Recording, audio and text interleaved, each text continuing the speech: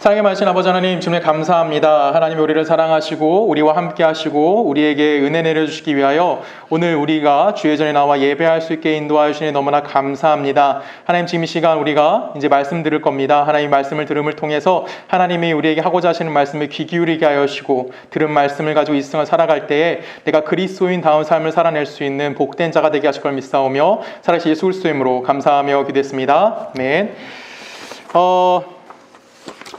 잘 지냈죠? 그렇죠? 우리 오늘 말씀을 함께 보도록 하겠습니다. 오늘 본문 내용은 간단합니다. 눈으로 봐서 다 아는 내용이긴 할 것 같아요. 본문 내용은 모세에게 문제가 발생합니다. 어떤 문제가 발생하냐면 그가 이제 재판을 하는 거예요. 사람들이 재판을 하는데 너무나 많은 사람들이 찾아와서 모세에게 줄을 서서 이제 기다리는 거예요. 이 모습을 누가 보냐면 장인인 이드로가 이 모습을 바라봅니다. 그리고 이 모습을 바라보면서 이드로가 하나의 지혜를 모세에게 알려주는 거예요. 그래서 모세가 이제 그 지혜를 가지고 그 일을 해결했다라는 것이 무엇이냐면 오늘 본문에서 우리들에게 해주는 내용들입니다. 왜 그러냐면 이드로가 준 지혜는 무엇이냐면 그냥 네가 힘드니까, 그다음 사람들이 많이 기다리니까 일을 좀 분업해서 해보자 라고 그 권면했던 내용이에요. 우리 성경을 좀 볼까요? 우리 18장 21절부터 22절까지 한 절씩 같이 읽을까요? 시작! 너는 또 백성 가운데서 능력 있는 사람들을 곧 하나님을 두려워하며 진실하며 불의한 일을 미워하는 자들을 찾으셔서 백성에게 세워 천부장과 백부장과 50부장과 10부장을 삼아 그들이 때를 따라 백성을 재판하게 하라. 큰 일은 모두에게 가져갈 것이요 작은 일은 모두 그들이 스스로 재판할 것이니 그리하면 그들이 너와 함께 감당할 것인즉 일이 내게 쉬우리라. 자, 지금 이드로가 뭐라고 얘기하는 거예요? 뭘 세우래요? 천부장, 백부장, 50부장, 10부장을 세우래요. 쉽게 말하면 조직을 만들라는 겁니다. 조직을 만들어서 어려운 일은 모세 네가 해결해야 되지만 쉬운 일은 뭐하라? 그들이 직접 해결할 수 있도록 하게 해줘라 라고 이야기해 주는 것이라는 겁니다. 딱 보면 뭔가 특별한 얘기가 나올 게 있을까요, 여기서? 오늘 이 얘기를 갖고 무슨 조 목사가 또 무슨 얘기할까? 여러분들 아무런 기대가 안 되시죠? 왜냐면 눈을 딱 봤을 때 이게 뭐 어쩌라고? 특별하게 눈에 보이는 건 없습니다. 맞습니다. 근데 우리가 잘 생각했던 건 뭐냐면 이렇게 특별한 것이 없는 것 같아 보이지만 이 안에 담겨져 있는 하나님의 계획과 하나님의 뜻은 절대 가볍지는 않다라는 거예요. 그래서 이 안에 담겨져 있는 하나님의 뜻이 무엇인지 함께 생각해 봤으면 좋겠습니다. 여러분 생각해 볼 것이 무엇이냐면 첫 번째로 우리가 생각할 것은 무엇이냐면 이스라엘 백성들은 이미 하나님의 기적을 경험했어요. 그렇죠? 하나님의 기적을 뭐였죠? 그들에게 하나님이 애굽 땅에 10가지 재앙을 내리셨고 홍해를 건너게 하셨고 마른 땅을 건너게 하셨고 그 마른 땅을 건너온 그들에게 하나님 뭘 주십니까? 만나를 주심으로부터 엄청난 기적을 만나게 했다라는 거예요. 쉽게 말하면 하나님의 초월적인 기적이 그들에게 항상 함께하고 있었다는 걸 이들은 항상 경험하고 있다라는 거예요. 근데 문제가 여기서 하나 발생해요. 그것이 무엇이냐면 분명히 하나님께서는 이스라엘을 초월적인 능력을 가지고 그들을 구원해 내셨는데 이들이 당면한 문제들, 그냥 현실적인 문제들에 대해서는 하나님의 초월성이 나타나지 않는다라는 겁니다. 우리도 동일하게 질문을 던질 수 있는 거예요. 여러분은 예수 그리스도가 여러분을 구원해 주신 걸 믿으십니까? 그렇죠? 우리는 아멘합니다. 이 부분에서 우리는 다 아멘할 수밖에 없어요. 맞아요. 우리는 이미 하나님께서 우리를 사랑하시고 이스라엘을 출애굽시키는 것과 동일한 선상에서 엄청난 기적을 우리에게 베풀어 주신 거예요. 그의 아들을 우리에게 이 땅 가운데 보내주셨고 우리를 위해 대속제물이 되게 하셨고 그 은혜를 우리에게 알게 만들어 주셨어요. 분명히 초월적인 하나님의 능력이 우리들 가운데 임했다는 건 다 안다라는 것입니다. 특히 우리는 성령을 통해서 하나님이 나에게 간섭하고 계신다는 것을 다들 고백할 수 있는 자들이에요. 여러분 이 중에서 특별하게 하나님의 정말 엄청난 간섭에 의해서 내가 정말 세상 가운데 악 가운데 살고 있다가 내 삶을 돌이켜가지고 하나님의 은혜 가운데 온 사람도 있겠지만 대체적으로 우리는 다 어떻게 했어요? 특별한 경험은 없지만 지금 내가 하나님의 은혜 안에 있다라고 고백할 수 있는 자들이라는 거예요. 내가 이렇게 고백할 수 있다는 것은 제가 수없이도 얘기했어요. 이제 우리의 능력으로 된 겁니까? 아니죠. 성령에 의해서 내 안에 이미 하나님이 일하시기 시작하신 거고 그 일하심에 대한 결과물로 내가 신앙이라는 것을 고백할 수 있게 되어졌다라고 말씀드렸어요. 즉 하나님의 간섭하심에 의해서 내가 하나님이 어떠한 분인지 알게 된 거고 그 하나님의 알음을 통해서 내가 뭐 하는 겁니까? 지금 내가 하나님의 그 구원의 은혜 안에 있습니다라고 이야기하는 겁니다. 이것은 우리가 구원받은 것이에요. 이 구원받은 것은 이스라엘 백성이 출애굽과 동일선상에서 매우 특별한 체험으로 우리들에게 주어진 겁니다. 맞아요. 여러분 특별하게 구원받은 겁니다. 근데 문제는 지금 여러분들이 구원받은 사람으로서 아니면 하나님의 간섭하심을 받는 사람으로서의 삶을 살고 있느냐라고 우리에게 질문을 던져본다면 우리 안에 감격이 존재합니다. 분명히 우리 안에서 구원의 감격이 존재하고 있어요. 근데 여러분들의 삶의 문제들은 그런 감격으로 해결이 되어지느냐라고 질문을 던져봐야 되는 겁니다. 지금 내가 당면하고 있는 문제들이 내가 구원의 감격이 있기 때문에 그 구원의 감격으로 당면한 문제들이 해결되어지고 있습니까? 라고 질문을 던졌을 때 여러분 다 뭐라고 대답하실 겁니까? 삶의 문제가 해결되어지고 있습니까? 라고 질문을 던지면 우리는 아무도 대답을 못해요. 그렇죠? 그러면서 우리는 이런 말씀을 찾습니다. 우리 로마서 말씀 같이 읽어볼까요? 로마서 8장 32절이에요. 여기 이렇게 써있어요. 제가 읽습니다. 자기 아들을 아끼지 아니하시고 우리 모든 사람을 위하여 내어주신 이가 어찌 그 아들과 함께 모든 것을 우리에게 주시지 아니하겠느냐? 여러분 아멘 아니십니까? 우리는 이 말씀을 들으면 위로받아요. 아 그래, 하나님이 그 아들도 아끼지 않고 우리에게도 주셨는데 내가 기도하고 내 당면한 문제 하나님께 기도하면 하나님이 모두 다 뭐 해주실 거야? 해결해 주실 거야 라는 위로함을 얻어요. 근데 위로는 얻는데 현실은 해결이 됐냐라는 거죠. 어느 면에서 보면 굉장히 우리가 위로가 되는 말씀이기도 하지만 어느 면에서 보면은 이 말씀 우리를 굉장히 좀 당혹스럽게 만들 수도 있어요. 왜냐하면 하나님 다 주신댔다잖아요. 하나님이 다 주신다는데 왜 내 삶은 아직도 이 모양 이 꼴로 살 수밖에 없느냐라고 질문을 던질 수밖에 없는 거예요. 여러분이 기도하는 거 하나님이 다 응답해 주십니까? 내가 기도하는 거, 내가 어렵다고 하나님께 해결을 요청하는 모든 것들을 하나님께서 여러분들에게 다 응답해 주시냐고 질문 던지면 우리는 다 대답 못해요. 왜? 하나님이 응답해 주지 않거든요.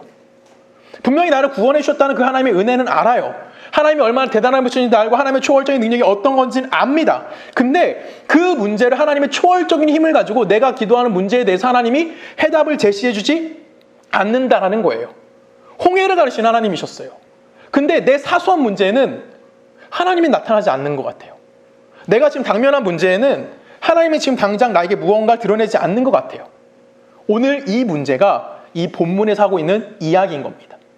오늘 이드로가 조직을 개편해라. 그리고 네가 좀 편하게 행동을 해. 사람들에게 좀 편리성을 제공해줘. 라고 이야기한 것이 바로 오늘 이 질문에 대한 답일 수도 있다는 겁니다. 왜 그러냐면 나는 분명히 초월적인 은혜에 의해서 하나님의 어떤 분인지 안다고 고백한 자입니다. 그런데 내 현실 속에서는 과연 하나님은 어떻게 일하고 계시는지, 그리고 내가 답을 찾지 못하고 있지만 어떻게 지금 모세는 답이 없었어요. 혼자 그 모든 일을 감당하고 있었는데 누구로부터? 이드로부터 어떤 지혜를 얻게 돼요? 하나님의 지혜입니까? 이드로가 뭘 만들래요? 조직을 만들래요. 이건 하나님의 지혜예요? 세상의 지혜예요? 세상의 지혜예요. 분명히 세상의 지혜를 가지고 하나님의 백성이 그 문제가 뭐가 되고 있어요? 갖고 있던 문제가 해결받는 상황이 지금 우리들 가운데 보여주고 있다라는 겁니다. 이 이야기를 오늘 하는 거예요. 이 이야기 앞에 우리는 과연 얼마나 이 이야기를 받아들일 수 있느냐. 그냥 단순히 문제가 해결됐어가 아니라 하나님께서 이 세상의 문제를, 세상의 방법을 가지고 당신의 백성의 문제를 해결하는데, 백성의 문제들을 해결하는데 사용하고 계실 뿐만 아니라 그 사용하심을 통해서 뭐 하는 거예요? 하나님의 백성이 무엇인지를 또한 이 세상 가운데 드러내신다는 겁니다. 이거에 대한 답을 여러분 찾으셔야 되는 거예요. 여러분 구원받으신 걸 믿으십니까? 우리는 분명히 무엇을 통해서 구원받게 되냐면 하나님의 엄청난 기적들을 통해서 구원받게 됩니다. 그리고 구원받은 이후에 우리가 무엇을 하느냐가 더 중요한 문제로 출애굽기에서 우리에게 다뤄지고 있는 거예요. 출애굽기의 앞에 부분에서 이스라엘을 애굽에서 구원해내셨습니다. 홍해를 건너게 하셨습니다의 내용은 그렇게 중요하지 않아요. 엄청나게 중요하게 다루지 않아요. 그 얘기가 정말 중요했다면 출애굽기 40장이면 이 40장에서 몇 장이 이 애굽에 내린 재앙과 애굽에서 출애굽한 내용을 다루어야 될까요? 최소. 정말 중요한 내용이라면 30장까지는 다뤄줘야죠. 근데 성경 10장에서 끝나버리거든요. 그 언저리에서 끝나버려요. 10가지 재앙과 출애굽하는 모든 모습이. 이미 우리는 어디로 왔어요? 18장밖에 안 왔는데 이미 홍해를 건너왔고 이미 시내산에 다다른 이스라엘인 거예요. 그럼 이 앞에 40장이면 그 뒤에 20장까지는 뭘까요? 어떻게 살아가야 되는지에 대한 이야기를 하는 거예요. 쉽게 말하면 하나님의 백성담이 무엇이냐라는 질문을 우리들에게 던져주는 겁니다. 여러분, 하나님이 여러분에게 구원을 왜 베푸셨을까요? 하나님이 이스라엘에게 구원을 왜 베푸셨을까요? 이유는 딱 하나입니다. 뭐답게 살아라? 하나님의 백성답게 살아라 라는 거예요. 하나님의 백성답게 사는 것이 무엇인지 우리들에게 이야기해 주는 거예요. 분명히 우리 삶에 하나님이 개입하시고 간섭하심을 통해서 내 안에 있는 문제를 해결해 주시는 것도 맞습니다. 근데 이거를 우리가 부정하자는 건 아니에요. 그럼에도 불구하고 하나님께서는 분명히 우리들에게 목적하신 것이 존재하고 있다는 겁니다. 그 목적이 무엇인지 우리는 고민해 봐야 된다는 거죠.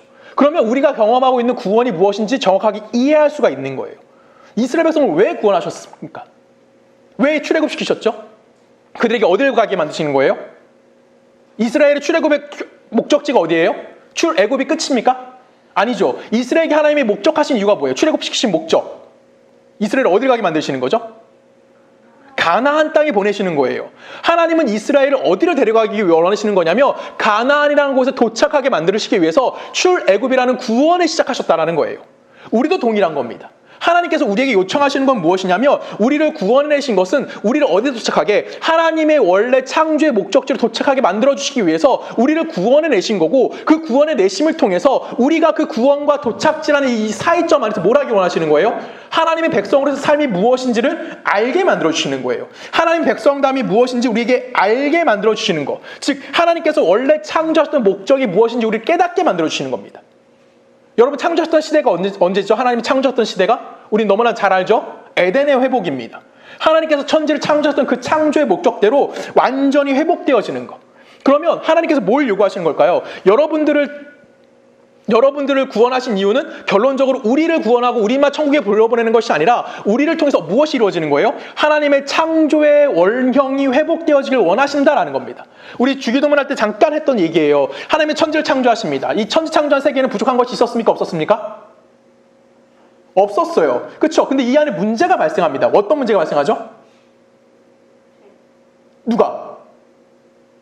아담이, 사람이 타락하게 되는 거예요. 그리고 이 사람이 타락하는 걸 통해서 에덴의 창조가 완전히 깨어지게 됩니다. 그러면 이 창조가 깨어진 것을 통해서 하나님을 회복하기 위해서 이 땅에 누굴 보내시는 거예요? 예수 그리스도를 보내셨고 예수 그리스도를 통해서 하나님과 교제가 끊어졌던 인간이 이젠 하나님과 다시 한번 교제하게 되면서 인간이 회복이 이루어지는 겁니다. 즉 우리는 이미 구원받은 자로 하나님과 회복이 이루어진 자들이에요. 그러면 우리가 회복이 이루어졌어요. 그러면 이제 이 이후에는 무엇이 이루어져야 되는 거죠? 깨어진 에덴이 뭐 하는 거예요? 우리를 통해서 다시 회복되어지는 거예요. 이게 예수 그리스도가 이 땅에 재림하실 때 우리들에게 주어질 뭐라고 표현하는 겁니까? 새하늘과 새 땅이라고 이야기하는 거예요. 이해가시죠? 요한계시록에서 이렇게 얘기합니다. 같이 읽어볼까요? 요한계시록 21장입니다. 함께 읽습니다. 제가 21장 읽을게요. 요한계시록 21장 1절에 보면 이렇게 써있습니다. 또 내가 새하늘과 새 땅을 보니 처음 하늘과 처음 땅은 없어졌고 바다도 다시 있지 아니하더라. 22장 읽어볼까요? 다시 같이 읽을게요. 22장 1절부터 같이 읽습니다. 시작!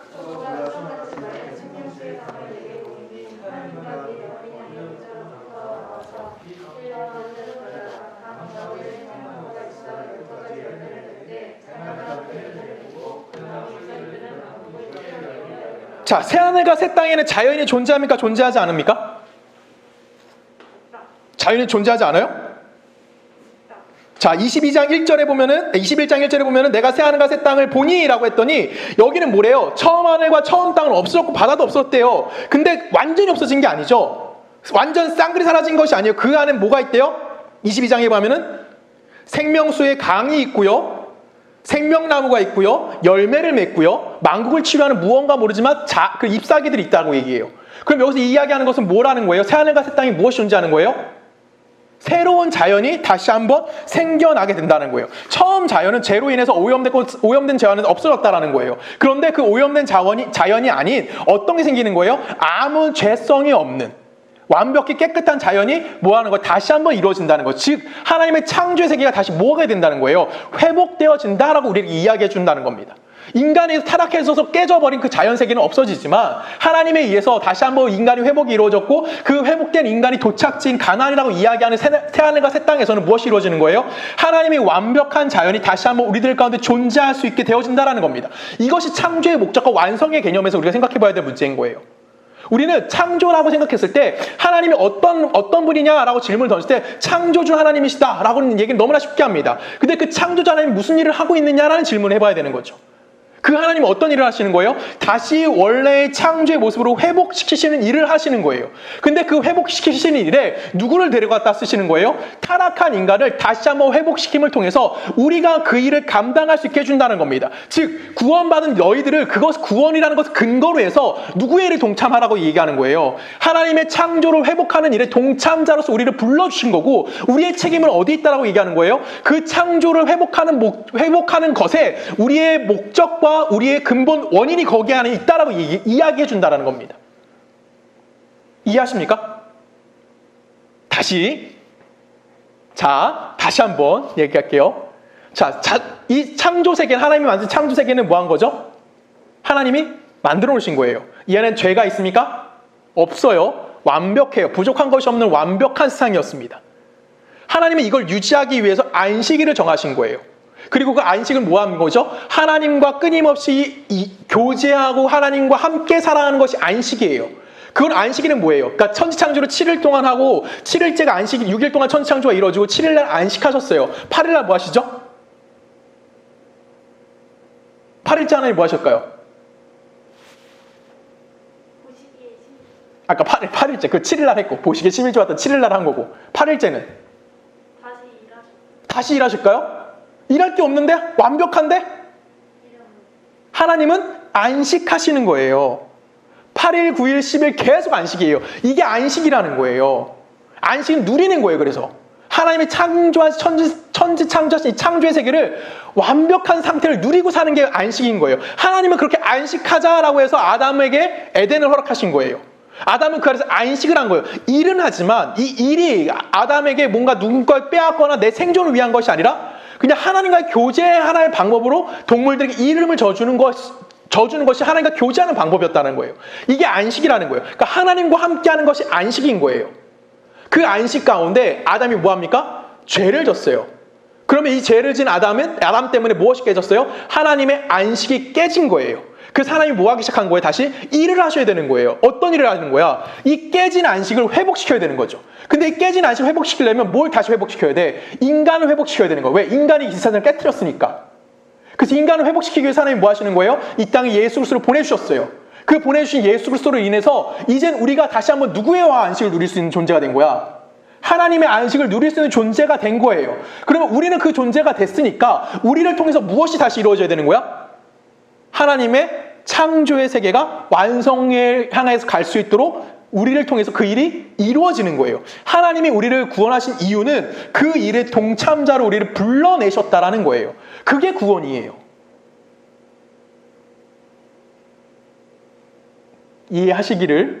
하셨으리라고 믿습니다. 이때 라면 한번 해볼까요? 다시 한번 이해하셨죠? 다 이해하셨으리라 믿어요. 말이 어렵진 않겠죠? 근데 우리가 이거를 놓치면 우리는 그리스도인이라는 것을 맨날 이분법밖에 생각할 수 없는 거예요. 우리가 이걸 이해하지 못하면 우리가 하나님의 창조 세계를 회복하기 위해서 구원받았다는 것을 이해하지 못하면 하나님의 창조 세계와 우리의 구원을 둘로 나눠 생각하는 거예요.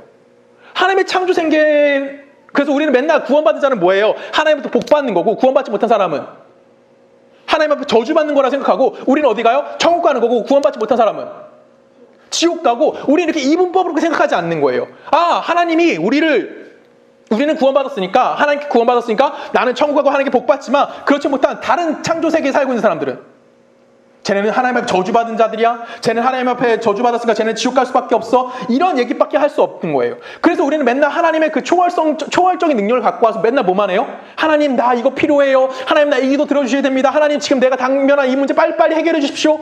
이런 얘기밖에 할 게 없는 거예요. 그럼 하나님 그 문제를 해결해 주십니까? 안 해주십니까? 해결해 주실 때도 있긴 하지만 대체적으로 우리는 다들 동의하는 것 중에 하나 뭐예요? 하나님은 그 문제를 해결해 주지 않아요. 우리는 막상 뭐만 하고 있냐면 하나님이 구원을 베풀어 주시고 그 이후에 하나님은 아무것도 안 하는 분처럼 하나님을 대해요. 하나님은 우리를 구원해 주시고 나서 뭐 하는 걸까요? 우리를 외면해 버리셨나요?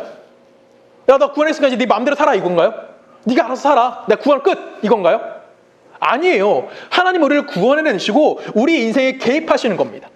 그리고 개입하심을 통해서 하나님의 하나님 되신 무엇이고 하나님의 백성답게 살아가는 것이 무엇인지 우리에게 알게 만들어주시는 거예요. 근데 우리가 이걸 이분법처럼 생각하고 나는 분명히 하나님을 믿기 때문에 내가 예수 그리스도의 보혈을 알기 때문에 나는 복 받아야 돼. 이 사고에만 갇혀 있으면 우리는 못 받게 못하는 거예요.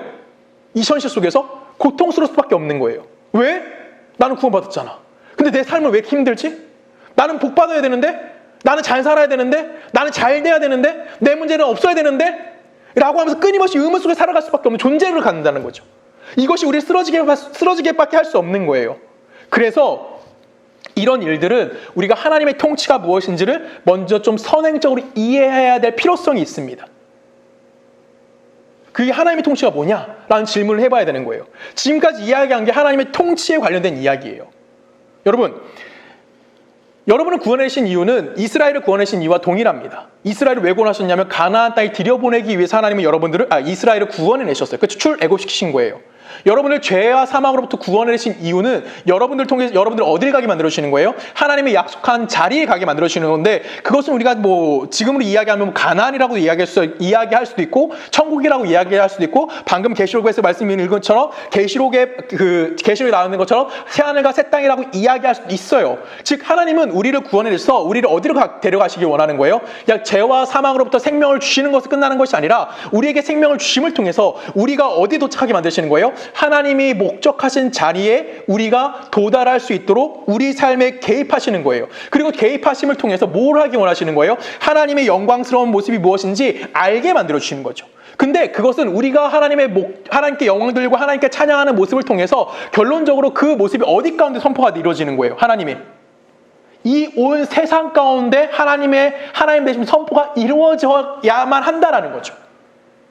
그것이 우리에게 베풀어진 구원인 거예요. 그러면 우리에게 베풀어진 구원은 결론적으로 하나님이 영광 받으시는 건데, 그 영광은 우리에게만 멈춰 있는 것이 아니라 어디까지 전달돼야 되는 거예요? 하나님이 창조하신 창조 세계 전체에 무엇이 임하는 거예요? 하나님의 영광이 무엇인지가 선포가 되어져야 한다라는 거예요. 이것이 뭐냐면 우리에게는 특별하게 다가와서 하나님이 어떠한 분인지 알지만, 하나님의 창조 세계에 있는 모든 사람들이 하나님을 아나요? 모르죠. 그렇죠? 지금 길거리 가고 있는 사람들 붙들고 물어봐요. 하나님 누구신지 아십니까? 라고 물어보면 100이면 90명은 뭐 왜 그래요? 누군데요? 라고 했을 거예요. 왜 그렇죠? 그들은 하나님 몰라요. 근데 그들에게도 누구의 영광이 머물러 있다고요? 하나님의 영광이 머물러 있다라는 거예요. 그들 안에도 하나님의 뜻이 존재하고 있다는 걸 이야기하는 거예요. 그게 하나님의 보편성이에요. 하나님의 일반적인 통치라는 겁니다. 우리는 이 보편성과 일반성 때문에 창조주 하나님에 대해서 너무나 저 멀리 띄워놓고 생각을 해요. 우리는 구원해 주신 하나님에 관한 중요한 경우가 너무나 많아요.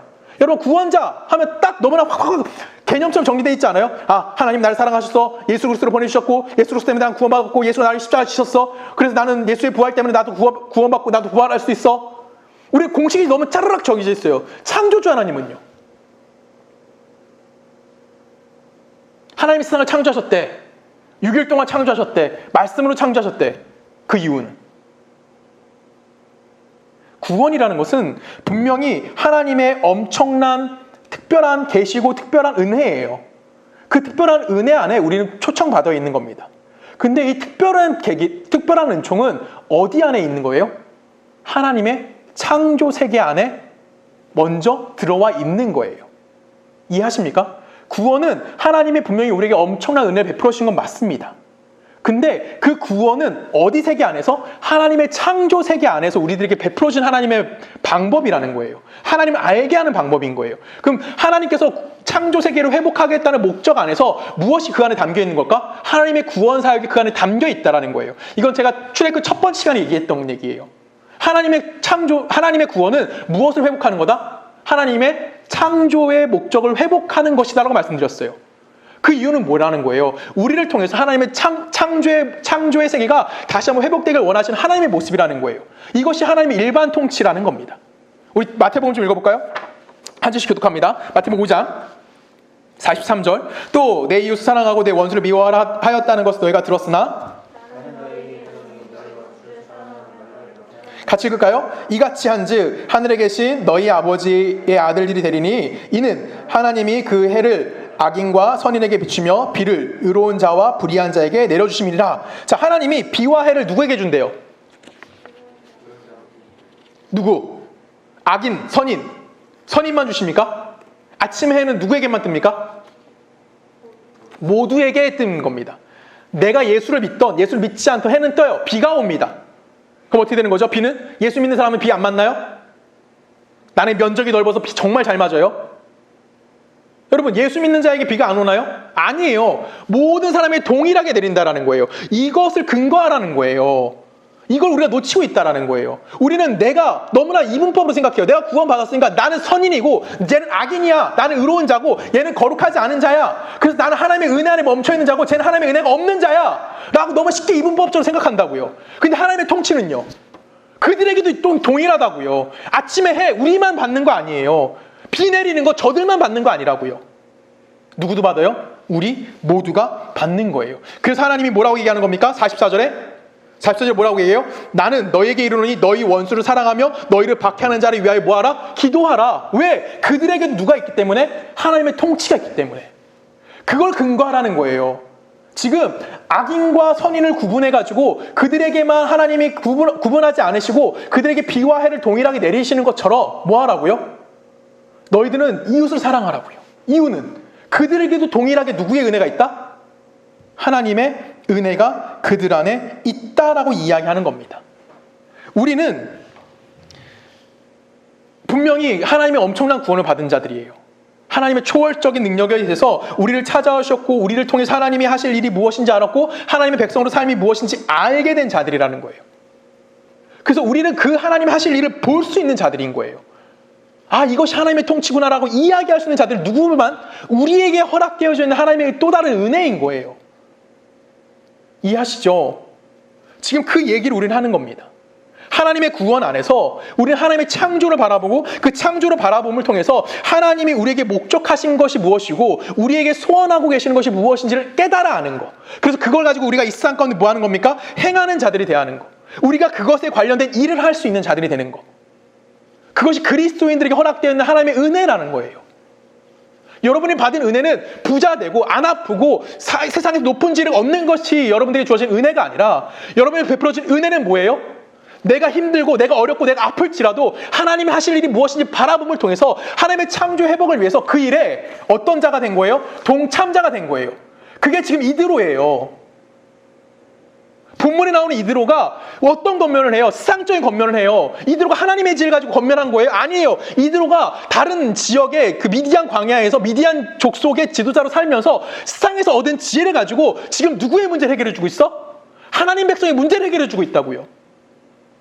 그럼 그 안에 무엇이 존재하고 있다는 거야? 그들에게도 동일하게 무엇이 허락된 거예요? 하나님의 은혜가 허락되어져 있음에 대해서 우리들에게 이야기해 준다는 겁니다. 그거를 분리해 생각하지 말라라는 거예요. 신앙이라는 이름과 하나님의 일반 통치를 나눠 생각하지 말라고요. 일반 통치 안에 여러분의 무엇이 들어가 있는 거예요? 신앙이 들어와 있는 겁니다. 대체적으로 그렇지는 않지만 교회 안에 예를 들어볼게요. 교회 안에 분란이 가끔 일어나는 교회들이 있어요. 그쵸? 다들 모르나요? 모르는 게 좋아요. 분란이 일어나는 교회들이 몇 군데가 있어요. 근데 이 분란이 일어날 때 대체적으로 누구와 누가 싸울까요? 분란의 주인공들은 누굴까요?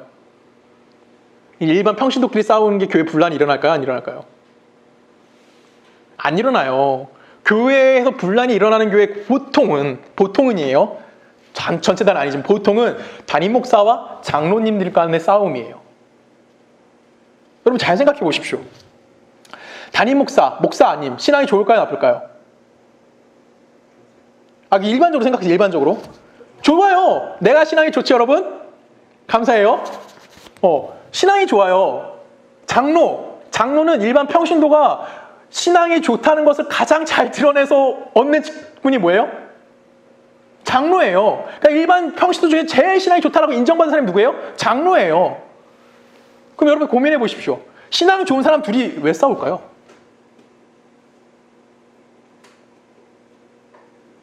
그분들도 인간이기 때문에. 정답입니다. 그들 안에 우리는 그들을 바라보면서 뭘 요구하냐면 목사는 도덕적이어야 되고 목사는 뭐 해야 되고 목사는 윤리적이어야 되고 목사는 지적 수준이 높아야 되고 교양이 높아야 돼 라고 이야기를 해요. 그리고 우리는 뭐라고 얘기해요? 신앙을 거기과 분리해서 생각하는 경우가 많아요. 그 안에 뭐라 그러죠? 그쵸? 자연적인 것에 발생되는 것과 신앙을 구분해서 생각하는 거예요. 저 사람은 신앙이 좋아 라고 이야기하면 그 사람은 뭐가 있다고 생각하는 거예요? 자연적인 게 완벽하게 다 이루어진 사람이라고 생각하는 거예요. 그러니까 윤리성도 있고요, 도덕성도 있고요, 교양도 있고요. 이 모든 것들이 뭐하다고 생각하는 거예요? 이미 완성됐기 때문에 신앙도 좋아졌다라고 이야기하는 거죠. 근데 그게 아니라는 거예요. 오히려 반대인 거예요. 신앙은 좋을 수 있지만 인성은요, 윤리성은요, 그 다음에 교양은요, 이거는 우리가 이야기할 수 없는 거예요. 신앙은 어디에 속하게 되는 거냐면 하나님의 일반 은총 안에 속하는 거예요. 신앙이 일반 은총을 포함해서 잡아먹는 게 아니라 일반 은총, 세상 가운데 세상의 하나님의 통치 가운데 우리의 신앙이 어디로 가는 거예요? 그 안에 포함된다라는 거예요. 이해하시죠? 그래서 신앙이 좋다는 것은 그 사람이 뭐 인격이 훌륭하고 교회에서 어떤 봉사를 합니다와 관련된 걸 갖고 신앙이 좋다라고 이야기할 수가 없다라고 우리는 끊임없이 이야기를 했어요. 그렇죠? 우리가 이 하나님의 일반 은총을 좀 우리가 좀 자세하게 알아야 될 이유가 있습니다. 왜 그러냐면 우리가 그걸 이해하지 못하면 하나님이 우리에게 요청하시는 것이 무엇인지 너무나 헷갈릴 경우가 너무 많기 때문에 그래요. 우리 하나만 생각해 볼까요? 진짜 신앙을 이야기해서 일반 은총을 좀 깊이 알아야 되는데 인류 역사상 이제 획기적인 선을 그은 게 몇 가지 사건들이 있죠. 그렇죠? 그 중에 하나가 저는 르네상스라고 생각합니다. 뭐 유럽의 문해부흥이라고도 하죠. 르네상스를 통해서 인간이 달라지기 시작했어요. 인간 르네상스는 어디로부터 도망친 거죠? 어디부터 도망친 거죠? 여러분, 이거는 뭐지? 이건 교양입니다. 그쵸? 어디예요? 천주교의 미망으로부터 도망쳐 나온 거예요. 그쵸? 그게 문해혁명이에요. 그쵸? 뭐 르네상스예요. 우리가 잘 아는 말로 쓸게요. 르네상스예요, 그게. 그러니까 르네상스는 종교로부터 인간이 뭐 하는 거예요? 나오는 거예요. 도망치는 거예요. 왜? 종교의 억압으로부터 이들이 힘들어했고 이들이 무시당했기 때문에 그들이 인제 종교가 아닌 신의 영역이 아닌 인간의 영역에서 인간 스스로를 찾아보겠다고 이야기한 게 뭐예요? 그게 르네상스의 시작인 거고 그걸 바탕으로 해서 무엇이 이 땅 가운데 전해졌죠? 인본주의가 생겨나기 시작한 거예요. 그러니까 르네상스를 시작으로 해가지고 뭐가 중요하냐면 인간의 존엄성이 뭔지 가치가 무엇인지 고민하기 시작한 거예요. 신의 영역을 벗어난 인간이 과연 어떻게 살아갈 수 있느냐, 인간의 본성이 무엇이냐, 인본주의가 시작되어지기 시작합니다. 이 인본주의의 기반은 뭘 두고 있냐면 과학을 기반 두고 있어요. 그래서 과학으로 증명되지 않는 신은 우리가 인정할 수 없고 과학으로 증명되는 내용들만 가지고 우리는 뭐 하겠다? 그것이 옳다라고 이야기하겠다라고 이야기하기 시작한 겁니다. 자연 법칙으로 증명되어질 수 있는 내용들이 무엇이냐? 그것이 대표적인 게 뭐냐면 피레침이에요, 여러분. 여러분, 벼락 맞아 죽을 놈. 벼락 맞아 죽을 놈이 무슨 의미를 갖고 있죠? 이 벼락 맞아 죽을 놈아! 이렇게 얘기하는 거예요. 그건 뭐예요? 나한테 나쁜 짓 하고 나쁜 놈을 향해서 저는 나쁜 놈! 쟤는 진짜 벼락 맞아 죽어야 돼! 라고 하는 놈이 벼락 맞아 죽을 놈이에요. 근데 벼락 맞아 죽을 놈은 누가 벼락 맞아 죽죠? 지혜야? 키 큰 놈이 벼락 맞아 죽는 거예요. 그러면 권전사님이 제일 먼저 죽겠다, 우리 중에서. 나보다 1cm가 더 크시니까. 그쵸? 그게 과학인 거예요. 그게 인본주의의 시작인 거예요, 이게. 여러분, 우리 교회는 십자가를 제가 확인해보지 않았는데 보통 교회들이 십자가를 보면 뭐가 달려있습니까? 빨간색. 아, 야, 그 십자가 색깔이고. 십자가 위에 뭐가 달려있죠? 피레침이 달려있어요. 피레침이 왜 달려있죠? 천둥 칠 때 글로 떨어지라고, 높은 곳으로. 그 높은 곳에 항상 뭘 달아요? 뾰족한 피레침을 달아놔요. 그래서 교회 십자가들은 웬만하면 다 피레침이 달려 있습니다. 자, 여기서 질문. 신앙이 좋은 겁니까? 나쁜 겁니까? 피레침을 다는 게. 신앙이 좋아요? 나빠요? 신앙이 좋은 거야? 하나님이 전인데? 하나님 여기 벼락을 떨어뜨리겠어?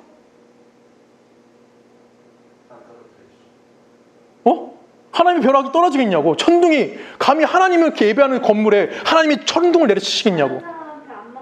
다른 사람 안 맞게 하려고 우리가 대신 맞아주는 거야? 새로운 생각이다. 그것까지 생각 못했다. 교회에 피레침 다는 게 그게 신앙인 거예요. 왜? 자연 법칙 안에서 당연히 높은 곳에 벼락이 떨어지기 때문에 그거를 방지하기 위해서, 그렇죠? 다른 사람한테 안 맞게 하기 위해서 교회가 다름을 통해서 교회가 그 피레침을 통해서 천둥을 흡수하는 거예요. 그렇죠?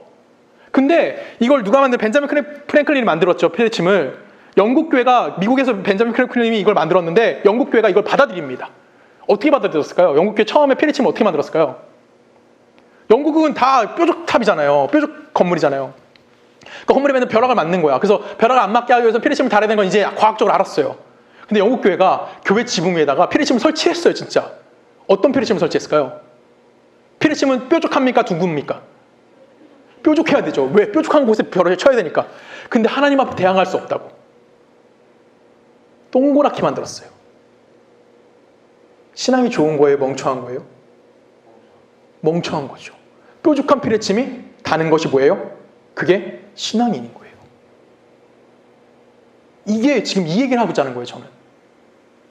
올 여름에 비가 엄청 많이 왔어요. 이건 진짜 실제죠. 진짜 비가 많이 왔고, 그 대표적으로 저희 형네 교회가 비가 와서 산사태에 어떻게 됐습니까? 침수를 당하셨어요.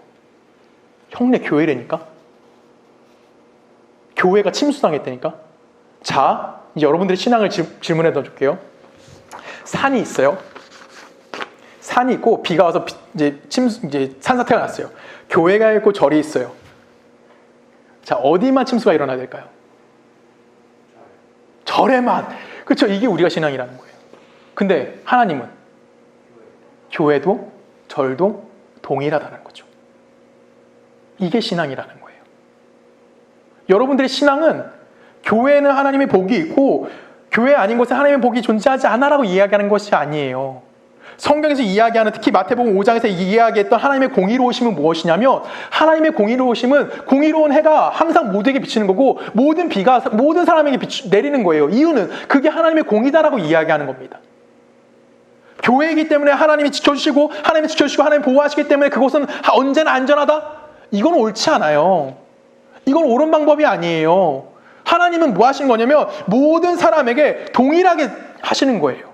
이게 기독교가 찾아야 될 답인 거예요. 여러분들 신앙에 찾아야 할 답은 내가 하나님의 은혜 안에 있기 때문에 나만 복받고 나만 잘 되고가 아니라 나는 하나님의 은혜 안에 있어서 하나님의 어떤 분이 알았다라는 것 찾아내는 거예요. 누구랑 동일선상에서? 이 세상에 살고 있는 모든 사람과 동일선상에서. 쉽게 말하면 하나님의 공의하심 앞에 우린 뭐 하는 거예요? 이 세상의 일반 은총이 무엇인지 아는 거, 일반 은총 앞에 내 신앙이 무엇인지 알아가는 거, 그것이 하나님의 공의로우심인 거고 하나님의 자비하심인 거고 하나님의 공평하심이다라고 우리가 이야기할 수 있다라는 겁니다. 여러분들이 공평한 하나님을 찾을 수 있는 유일한 이유는 뭐라는 거예요? 그 안에 하나님이 어떠하신지가 우리가 알 수 있기 때문에 그 하나님 앞에 공평하다고 이야기하는 거예요. 공평한 하나님이 여러분만 복 주시면 그게 공의예요? 그게 공평일까요? 우리만 햇빛 받으면, 우리만 비 안 맞으면 그게 공의로우신 하나님이십니까? 아니죠. 하나님은 창조 세계에서 당신의 모든 이야기를 우리들에게 풀어내시는 거예요. 그런데 그 안에서 그 안에서 존재하지 않는 게 하나 있어요. 그것이 무엇이냐면 우리가 받은 구원이에요. 구원은 특별 은총이에요. 하나님이 직접 우리를 찾아와 주시는 거고 그 하나님이 찾아와 주심을 통해서 우리를 뭐 해주시는 겁니까? 공의의 영역으로 데려가 주시는 겁니다. 하나님의 통치함으로 우리를 이끌어 주시는 거예요. 그럼 우리는 고백할 수 있어요. 뭘 고백할 수 있죠? 일반 은총을 뛰어넘는 하나님의 은혜가 있다라고 고백할 수 있어요. 모든 것이 과학적으로 증명되지 않는다라고 얘기할 수 있어요. 여러분 구원받은 거 과학적으로 증명할 수 있으십니까? 못해요. 그렇죠? 우리는 알아요. 하나님이 어떠한 분이시고 하나님의 창조 세계가 무엇이며 예수 그리스도를 통해서 구원이 무엇이고 내가 그 하나님의 통치가 무엇인지 알아요. 그래서 우리는 뭘 또 거절할 수 있냐면 과학을 거절할 수 있게 되는 거예요. 그것이 우리는 또 무슨 문제를 낳게 되죠? 그걸 통해서 우리는 근본주의라는 게 나타나게 돼요. 근본주의도 인본주의랑 다를까요? 하나 다른 게 없어요. 근본주의의 대표적인 말이 뭐가 있죠? 근본주의의 가장 대표적인 말. 무조건 뭐해? 무조건 몰라? 무조건 믿어. 하나님이 다 하실 거야. 그냥 믿어. 기도해. 뭐든지 해결할 수 있어. 하나님께 기도하면 하나님이 그 모든 문제 해결해 주실 거야. 이 문제는 뭘 끌고 오냐면 내가 그래요. 하나님의 과학적인 근거로 과학적으로 인본주의적으로 하나님을 증명할 수 없지만 난 그 하나님을 믿어요. 엄청난 신앙 고백인 거예요. 근데 그 하나님을 믿는다라고 이야기하지만 결론적으로 어떤 하나님을 믿는 거예요? 내가 하나님께 이만큼 헌신했으니까 내 필요를 채워주십시오라는 것이 그들을 잠재의식에 깔려 있다는 거예요. 정말 무서운 거예요. 이거는. 왜 그러냐면 하나님 협박하는 거랑 다른 말 믿는 거거든요. 내가 하나님께 이거 했잖아요. 내가 이만큼 했잖아요. 그래서 당신이 나를 채워주셔야 되지 않습니까? 이 하나님을 향한 협박이나 과학적 근거로 하나님이 없다고 하는 사람들이랑 다른 게 있을까요?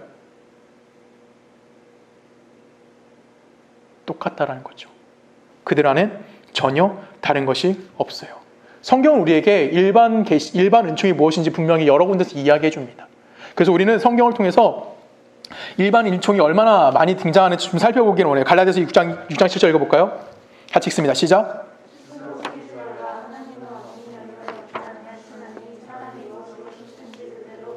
자, 이 말을 토대할 수 있는 사람. 신문대로 거둔다. 토대할 수 있으신 분. 이게 어디서 나오는 거예요? 완벽한 자연주의입니다. 자연 법칙이죠. 자연주의가 아니라 자연 법칙입니다. 이 자연 법칙에 아무도 토론할 수 없어요. 근데 이걸 뭐라고요? 하나님의 공의로우신 통치 방법이라는 거예요.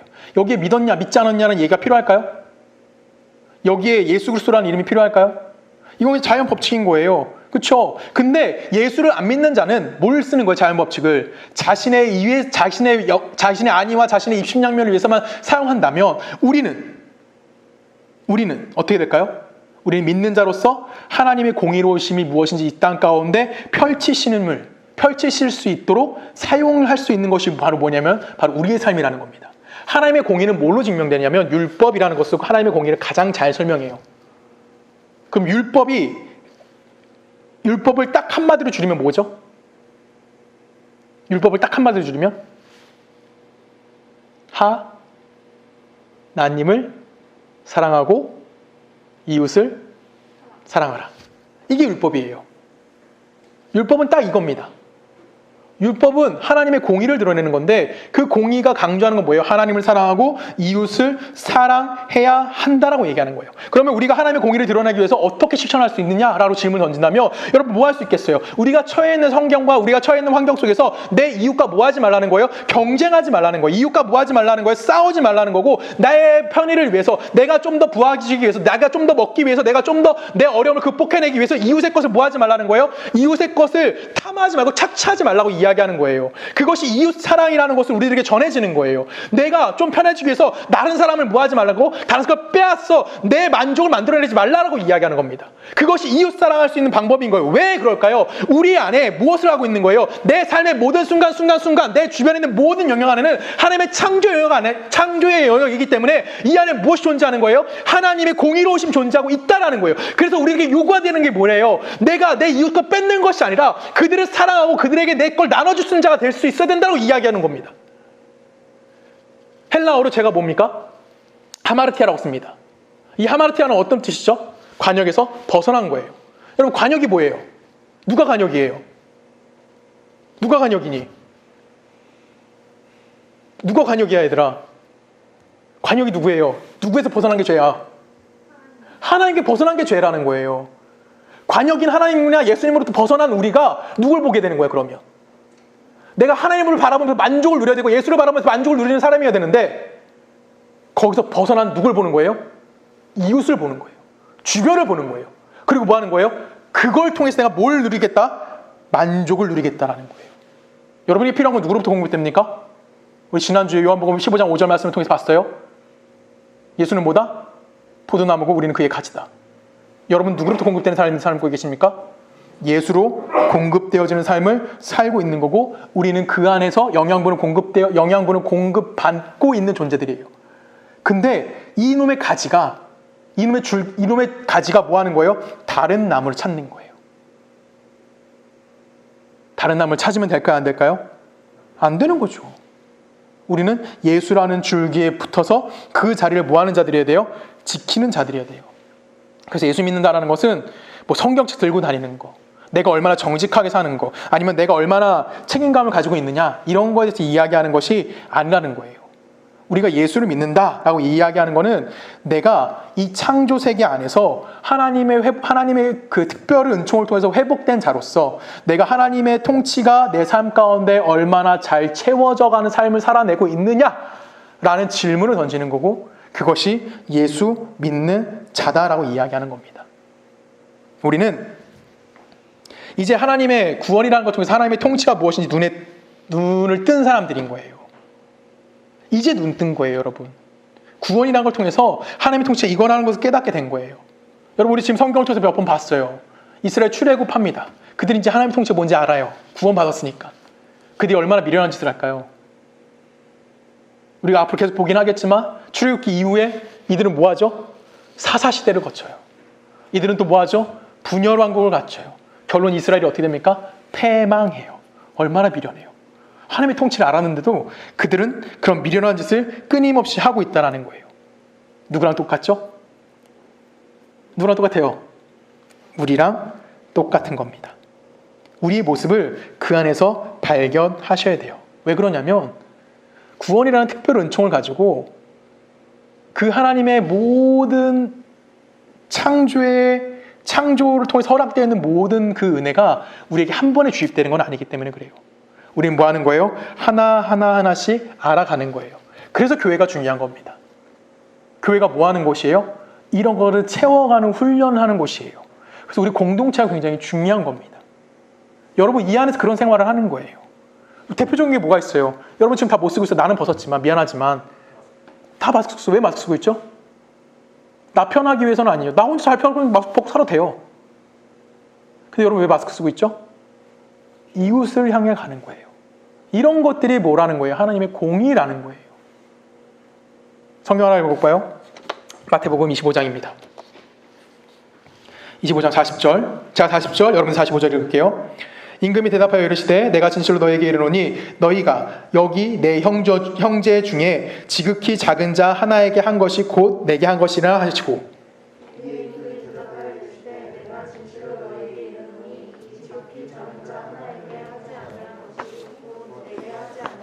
이 둘의 차이가 뭡니까? 마지막 때에 임금이 결산하는 거예요. 그때 임금이 뭐라고 하냐면 어떤 사람한테 가서 야, 너는 내 편, 내가 너희들 데려가, 넌 내 아내야, 내 아니야 라고 얘기합니다. 내 안쪽에 들어와라고 얘기합니다. 근데 우리는 당신이 상대할 하나도 없는데요? 그때 예수님의 대답이 뭐였냐면 지금 작은 자에게 한 게 나한테 한 거야. 그 반대로 우린 다 했는데요? 그때 그 임금의 대답이 뭐였어요? 지금 작은 자에게 너희는 하지 않았어. 이 둘의 차이는 뭡니까? 지극히 작은 자에게 물 한 잔을 예수의 이름으로 주었냐 주지 않았냐의 차이예요. 특별한 것이 있습니까? 없어요. 우리가 내 안에서 일반 은총과 자연 법칙 속에서 우리가 일반적인 삶을 살아가면서 내가 하나님의 백성으로서 하나님의 사람으로서 지금 여러분의 자리를 지켰냐라는 질문을 하는 겁니다. 여러분이 그리스도인이냐라고 질문하는 거예요. 여러분의 책임을 다 완성해 가고 있느냐라고 질문하는 겁니다. 여러분 삶을 한번 돌아보십시오. 구원받은 자로서 여러분 삶을 살고 계십니까? 여러분 하나님이 내 편인 것처럼 살고 계십니까? 여러분 하나님이 여러분 기도에 응답해 주시는 걸 바라보며 살고 계십니까? 우리가 내 삶을 돌아보면 참 못난 것 같아요. 하나님의 응답도 없는 것 같고요. 하나님 내 편인 것처럼 사는 것 같지도 않아요. 내가 그렇다고 구원받은 자로서 삶을 살고 있냐고 질문 던지면 참 대답하기 좀 어정쩡해요. 그렇죠? 내가 잘 못 살잖아요. 그래서 이렇게 그리고 우리 마음 가운데 이런 생각이 들어요. 내가 이런 꼴로 정말 살 수 있을까? 이렇게 살아도 괜찮은 걸까? 성경의 답은 뭘까요? 성경은 뭐라고 대답할까요? 그 꼴로 사는 게 맞다 입니다. 그게 성경의 답인 겁니다. 우리가 무엇을 통해 배울 수 있는 거냐면 기도할 때 하나님이 환상 중에 나타나서 성은아 내가 너의 기도를 응답하겠다. 동쪽으로 가라. 동쪽으로 가서 어떤 연못 앞에서 어떤 사람을 만나라. 이렇게 응답하지 않으세요. 우린 그 하나님을 어디서 배우는 겁니까? 택조에게 배우는 거예요. 지혜한테 배우는 거예요. 옆에 있는 사람에게 하나님의 통치하심을 배우는 거예요. 오늘 이스라엘은 이드를 통해서 하나님의 통치하심이 무엇인지 보고 배웠습니다. 그 안에 하나님의 손길을 무엇인지 우리는 보고 배우라는 거예요. 그것을 하기 위해서 우리는 뭐 하는 겁니까? 작은 일에 충성하라는 마태복음 말씀이 나온 거고요. 사람이 무엇이 심은 대로 거두리라는 갈라디아서 말씀이 그 안에 나오는 거예요. 우리나라 속담에도 있어요. 뭐 있죠? 콩 심은 데 콩 나고 팥 심은 데 팥 난다. 불변하는 진리입니다. 하나님이 그 은혜 안에 그 진리, 그렇죠. 그 세상의 모든 영역 속에서 모든 시간과 모든 역사와 모든 창조의 세계 안에서 하나님의 하나님 되심을 하나님의 공의로우심으로 이 땅을 통치하고 계시는 겁니다. 그것을 여러분들이 배워야 돼요. 그 안에서 절대 구원이 나오지는 않습니다. 구원 얘기는 다른 거예요. 구원을 받은 우리가 그 하나님의 공의로우심이 무엇인지를 바라보는 겁니다. 그리고 우리 그 바라봄을 통해서 이 땅에서 우리가 매일같이 그 하나님의 공의를 경험하는 삶을 사는 겁니다. 여기서 다시 한번 질문합니다. 여러분 안에 하나님의 공의가 있으신 분 믿으십니까? 여러분 안에 하나님의 공의가 선포되어지는 믿으십니까? 여러분을 통해서 하나님의 창조 세계가 회복되어지는 믿으십니까? 그렇죠. 우리는 그 기적을 이루고 살고 있는 중인 겁니다. 잊지 마십시오. 여러분의 삶은 하나님의 하나님의 통치하심 안에 그 삶을 살아내 가고 있음을, 여러분 안에 하나님의 통치가 있고 우리 삶을 통하여 하나님의 창조 세계가 회복되어짐을, 그 은혜 안에 있음을 여러분이 고백할 수 있는 귀한 삶이 되기를 주님의 이름으로 축복합니다. 우리 함께 기도하시겠습니다. 참 주님 감사합니다. 하나님이 우리를 사랑하시고 우리를 특별 은총을 통해서 구원해내셨고, 그 구원해내심을 통해서 이 세상을 다스리는, 이 창조 세계를 다스리시는 하나님의 공의로움을 깨닫게 하시니 너무나 감사합니다. 우리가 내가 예수 믿었다고 이 세상과 구별되어 사는 것이 아니라 이 세상 속에서 예수 믿는 자로서 하나님의 공의를 드러내며 하나님의 영광 받으실 수 있는 그런 삶을 살아내어질 수 있는, 작은 일에 충성하고 심은 대로 걷어낼 수 있는 우리의 삶들이 되어질 수 있도록 주께서 인도하여 주시옵소서. 비록 우린 연약하지만 예수 그리스도를 바라봄을 통하여 내가 이 세상에서 만족이 아닌 하나님으로 공급되어지는 완전한 삶을 살아내게 하실 걸 믿사오며 살아계신 예수 그리스도의 이름으로 감사하며 기도했습니다. 아멘. 우리 주기도문 하십니다. 하늘에 계신 우리 아버지여, 이름이 거룩히 여김 받으시오며 나라가 임하시오며 뜻이 하늘에서 이루어진 것 같이 땅에서 이루어지이다. 오늘 우리에게 일용할 양식을 주시옵고 우리가 우리에게 죄 지은 자를 사하여 준 것 같이 우리 죄를 사하여 주시옵고 우리를 시험에 들게 하지 마시옵고 다만 악에서 구하시옵소서. 대개 나라와 권세와 영광이 아버지께 영원히 있사옵나이다.